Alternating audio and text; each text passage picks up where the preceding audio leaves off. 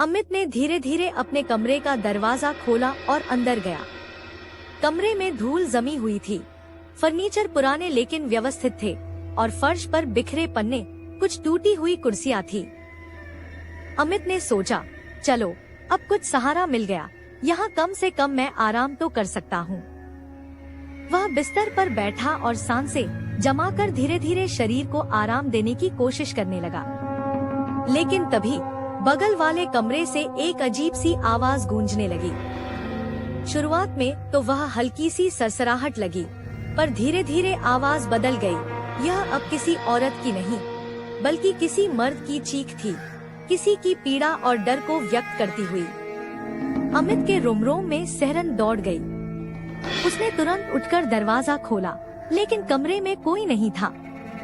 आवाज अचानक बंद हो गई। अमित ने बाहर की ओर देखा। हॉल खाली था। फर्श, कुर्सियां, सब वैसा ही जैसे कोई रह रहा हो, लेकिन कोई दिखाई नहीं दे रहा था। हर बार जब अमित बाहर जाता, आवाजें रुक जाती। कमरे में लौटता, वही चीखें फिर उठ खड़ी होती। डर और असमंजस उसके दिल में घर कर रहे थे। यह कोई साधारण भय नहीं था। यह जैसे कमरे की आत्मा उससे खेल रही थी। अमित ने हिम्मत जुटाई और धीरे धीरे बगल वाले कमरे का दरवाजा खटखटाया। कौन है? बाहर आओ, उसने आवाज लगाई। लेकिन कोई जवाब नहीं आया। दरवाजा बंद था, पर अंदर से आवाज आती रही। हर बार जैसे ही अमित दरवाजे के पास जाता, आवाज मंद हो जाती। वापस कमरे में लौटता, चीखें फिर शुरू। अमित ने साहस जुटाया और कीहोल से उस कमरे में झांकने का फैसला किया। उसने धीरे से झांका। कमरे में सब कुछ व्यवस्थित और पूरा सजाया हुआ दिख रहा था। कुर्सियां, मेज, खिड़कियों के पर्दे, सब जैसे कोई सच में यहाँ रह रहा हो, पर किसी इंसान का कोई अंश नहीं। फर्श, दीवारें, फर्नीचर, सब लाल रंग में डूबा। अमित चौंक गया। यह दृश्य असल में डर और विस्मय से भर देता था। उसके हाथ कांप रहे थे। दिमाग समझ नहीं पा रहा था कि यह संभव कैसे है। आवाज तो यही से आ रही थी, पर कोई भी दिखाई नहीं। अमित ने पीछे कदम लिया। उसकी धड़कन तेज थी, पसीना बह रहा था। कमरे की हर चीज उसके मन में डर का जाल बुन रही थी। जैसे ही उसने दरवाजा बंद किया और पीछे हटा, आवाज अचानक बंद हो गई। लेकिन लाल रंग, व्यवस्थित कमरे का दृश्य और अदृश्य चीखें उसके दिमाग में छाप छोड़ गई थी। फर्नीचर, फर्श, दीवारें, मानो किसी ने उन्हें रक्त की परत में रंग दिया हो। अमित के दिमाग में यह सब घटनाएं चल ही रही थी कि अब उसके कमरे की हवा में हल्की सरसराहट गूंजने लगी। अमित समझ नहीं पा रहा था कि यह सच है या कोई इल्यूजन। उसने कमरे की चारों तरफ देखा। कभी खुरचाव दीवारों पर उभरते, तो कभी फर्श पर छोटे छोटे लाल दाग दिखाई देते। कुर्सियां धीरे धीरे चरमराती, तो कभी पंखा अपनी गति से घूमता और कभी कभी कमरे की परछाइयां अपने आप नाचती। अमित की नजर शीशे पर गई। उसने अपना प्रतिबिंब देखा, पर कुछ बदल गया था। उसकी बाईं आंख में हल्की लाल चमक थी। डर के मारे उसके हाथ कांपने लगे।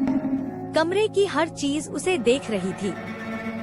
हर लाल दाग, हर खुरचाव, हर हल्की सी सरसराहट, यह सब किसी जीवित शक्ति की उपस्थिति का संकेत था। अमित अब समझ रहा था कि वह इल्यूजन में फंस चुका था। कभी फर्श से हाथ की निशानें उठती, कभी दरवाजों के पीछे आवाजें आती, कभी पर्दों की हल्की सरसराहट जैसे किसी ने उन्हें छुआ हो। कभी कमरे की परछाइयां अचानक बढ़ जाती, कभी छोटी हो जाती, जैसे किसी ने उन्हें जकड़ रखा हो।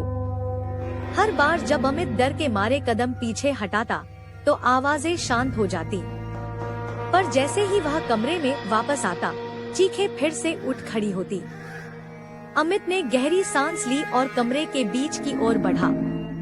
उसे लगा जैसे कमरे की हर चीज उसे देख रही है और उसे बाहर नहीं जाने देगी।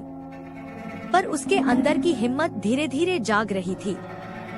उसने एक बार फिर से हिम्मत करके उस बाजू वाले कमरे में कीहोल से अंदर झांका।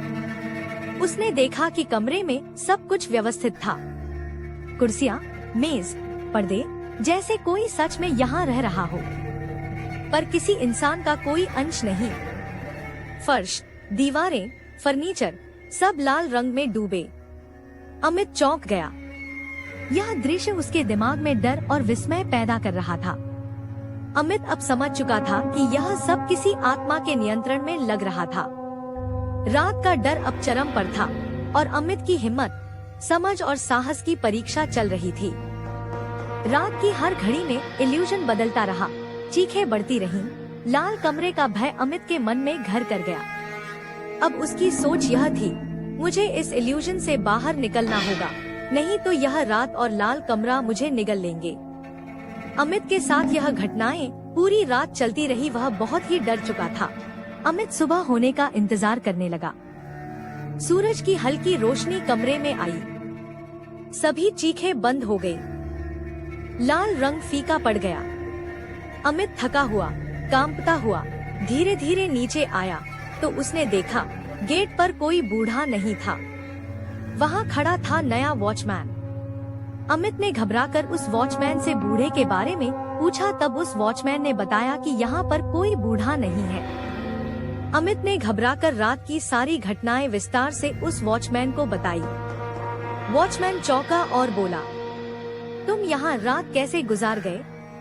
यह बिल्डिंग कई सालों से बंद है, कोई यहाँ नहीं रहता।